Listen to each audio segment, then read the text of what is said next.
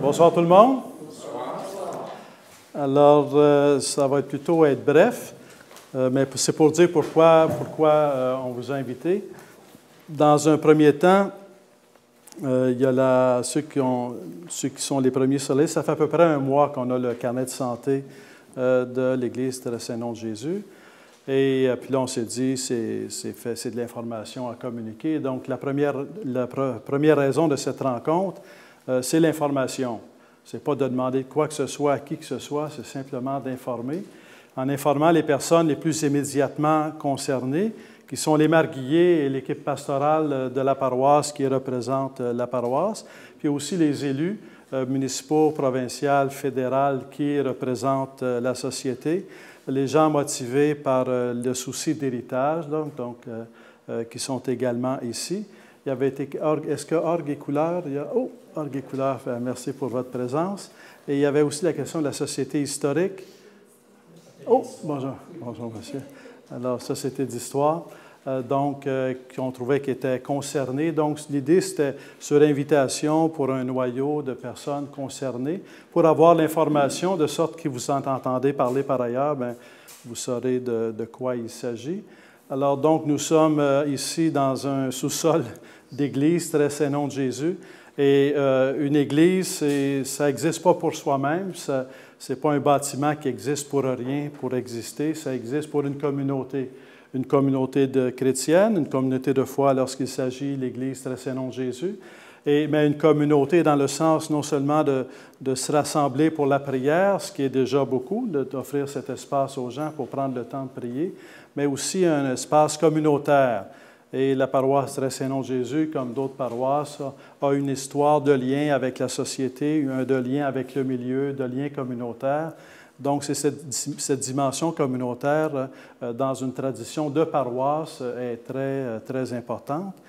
Et donc, c'est un peu l'idée, c'est le 29 juin 2009, je pense, que le dimanche que l'Église a fermé. Et fait que là, à un moment donné, il demeure qu'on en demeure propriétaire. Fait qu'à un moment donné, il faut se demander quand même qu'est-ce qu'on fait. Et il y a M. Coulombe, je ne sais pas si M. Coulombe, le regroupement, en tout cas, le regroupement qui a voulu et qui a œuvré pour donner un avenir à l'Église Saint-Nom de Jésus.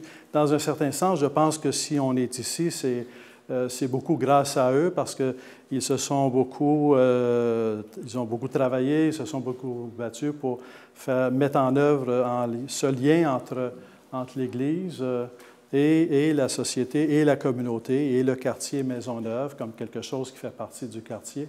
Et leur travail n'a pas abouti de façon immédiate à un projet concret, mais dans l'idée d'un relais qu'on se transmet, il demeure que c'est ce qui permet qu'aujourd'hui, on ait pu prendre le relais et faire appel à une équipe. L'équipe à laquelle on a fait appel c'est l'équipe de CIMA, à laquelle on a fait appel pour pouvoir préparer les carnets de santé. Et l'idée, c'est d'abord, c'est le premier but, c'est communautaire, donc de donner un espace à une communauté pour qu'elle puisse se rassembler, prendre le temps de prier, mais aussi d'être une communauté de communautés, dans le sens d'être ouverte sur le milieu, d'accueillir, d'être disponible pour servir, et dans un rayonnement autour même de la communauté. Et donc, c'est comme un héritage aussi à transmettre. Il y a l'aspect d'héritage. Ça fait partie de notre histoire, ça fait partie de nos racines, ça fait partie de ce qui nous habite. Et c'est de renouveler un peu cet héritage pour pouvoir le transmettre. On l'a reçu, et on l'a reçu quelque chose de beau, de grand, de noble, de généreux. Et c'est de transmettre en s'y mettant du cœur, si on veut, ce qu'on a pu recevoir. Alors, donc, il y aura comme quelques étapes. Je vais d'abord inviter les représentants de l'équipe CIMA à venir vous adresser la parole pour vous présenter le carnet de santé. Et après, il y aura une période de questions, puis réponses, un échange, disons, ça comme ça. Et après, on pourra aller dans l'Église. Si jamais il y a des questions plus spécifiques sur le patrimoine, on a avec nous quelqu'un il y a une équipe de l'archevêché qui est ici. À la fin, je donnerai leur nom et c'est des gens que vous pourrez appeler à l'archevêché pour donner un suivi pour le patrimoine avec Mme Caroline Thibault, puis Alain Wallin pour le côté de suivi des bâtiments, si on veut. Alors, mais à la fin, donc, je redonnerai leur nom. Donc, encore une fois, merci pour votre présence. Et donc, dans une dynamique d'information, parce que c'est comme le début d'un renouveau dans le milieu pour s'occuper de la communauté qui est ici, des personnes qui sont ici dans ce quartier Maisonneuve qui a son histoire et sa belle tradition. Merci. Juste, peut-être qu'on pourrait prendre le temps d'aller en haut. Juste un petit mot sur la question. C'est sûr que la question du financement, c'est une question qui se pose, mais dans un certain sens, c'est une question de, disons, de prendre quelque chose qui existe déjà, puis de l'approfondir, c'est-à-dire l'esprit de solidarité.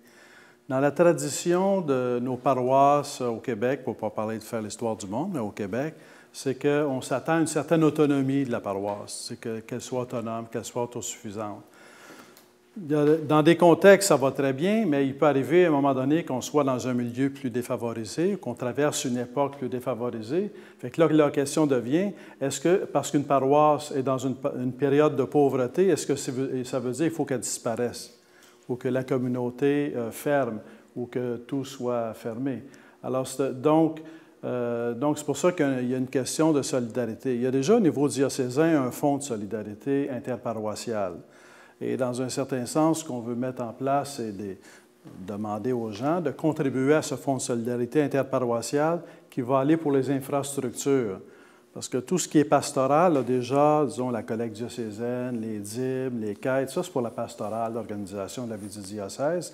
Bien, il y a un fonds de solidarité auquel on veut donner un impact plus sur les infrastructures, parce que souvent, dans une paroisse, s'il s'agit seulement des dépenses courantes pour fonctionner, bon, à l'échelle de la paroisse, ça fonctionne, mais c'est quand il y a le besoin de réparations majeures, là, ça pose des problèmes. Puis là, c'est est-ce qu'on va prendre sur les dépenses courantes pour faire des réparations majeures? Mais si tu vas prendre, là, tu ne fais plus rien. Alors, donc, c'est dans ce sens-là, ça existe déjà depuis près de 20 ans, mais l'idée, c'est de l'amplifier, de faire davantage connaître un fonds de solidarité interparoissiale au sens de solidarité entre les paroisses, mais aussi au sens que toute personne qui est intéressée, qui se sent concernée pour une raison ou une autre, parce qu'une paroisse, c'est aussi une présence dans la société, une présence dans un milieu.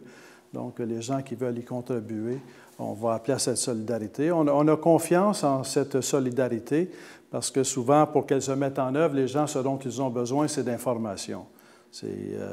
Et des fois, on dit aux gens, soyez généreux, je ne sais trop, mais on ne donne pas nécessairement toujours de l'information. Et fait que là, l'idée, on a l'expertise, puis on a les ressources qui nous aident à avoir de l'information et de répondre aux questions, donc en allant de l'avant. Donc, ça demeure une aventure, là. Mais peut-être que déjà la présentation du projet vous a fait entrer dedans, dans le fond, que c'est vraiment un bel héritage que nos ancêtres, si on veut, nous ont légué. C'est une œuvre dans laquelle ils se sont impliqués. C'est quelque chose de beau et de grand. Aujourd'hui, on ne serait même pas capable de construire ça. Chaque époque a ses dons, si on veut. À une époque, ils ont pu le faire, avec moins de ressources que nous, on en a aujourd'hui. Bien, ils l'ont fait quand même. Fait quelque part, ça peut même nous inspirer aujourd'hui à nous redonner, je dirais, un esprit d'entreprise pour croire que c'est possible de faire quelque chose, surtout quand on vit dans une perspective de solidarité. Et donc, je pourrais développer ce thème-là, mais disons, c'est l'idée force avec laquelle, donc, il y a une communauté ici, puis il y a une œuvre de solidarité à faire ensemble. Puis, bien sûr, on a confiance dans la générosité des gens, puis il y a des gens, je sais, qui sont intéressés. Il y a les contributions légitimes à travers le patrimoine qui n'est pas à négliger, qui vise surtout les infrastructures, mais qui est un soutien précieux également. Alors donc, en tout cas, je vous remercie pour votre présence. Je vous remercie d'être venu. Vous n'étiez pas obligé d'être ici, mais je vous remercie d'être venu. Alors, c'est quelque chose, ça se voulait un événement modeste pour transmettre l'information, puis après d'aller de l'avant.